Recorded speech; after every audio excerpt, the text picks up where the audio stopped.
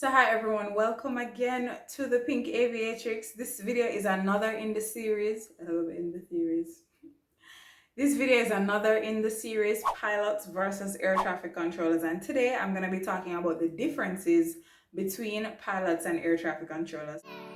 Hi guys, welcome back to my channel, the Pink Aviatrix.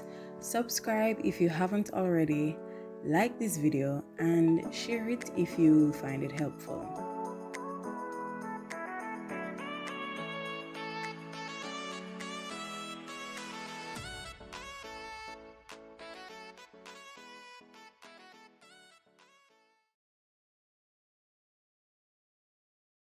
One of the first things I noticed when I went to flight school was the headset. So pilots use a bigger headset, and in air traffic control we use smaller headsets.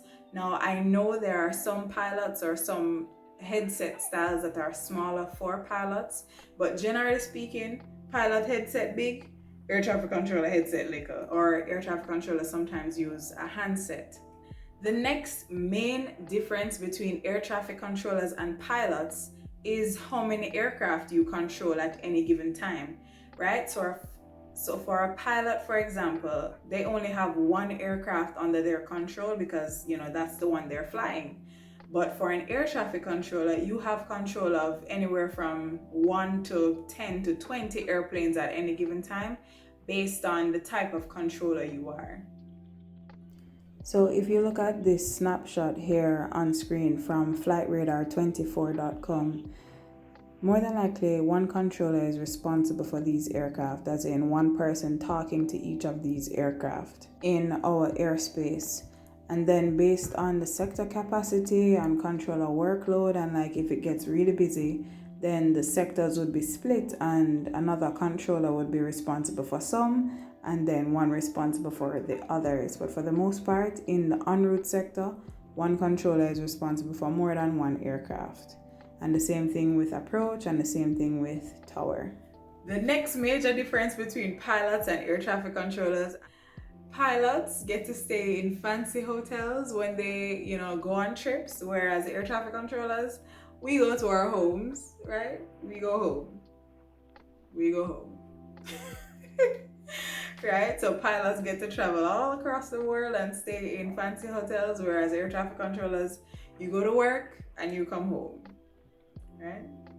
The only time I know of air traffic controllers getting to stay in fancy hotels is when they're sent overseas on certain training programs or seminars or things like that. And at that time, they get to stay in hotels, but generally speaking, day-to-day work, you go home to your yard.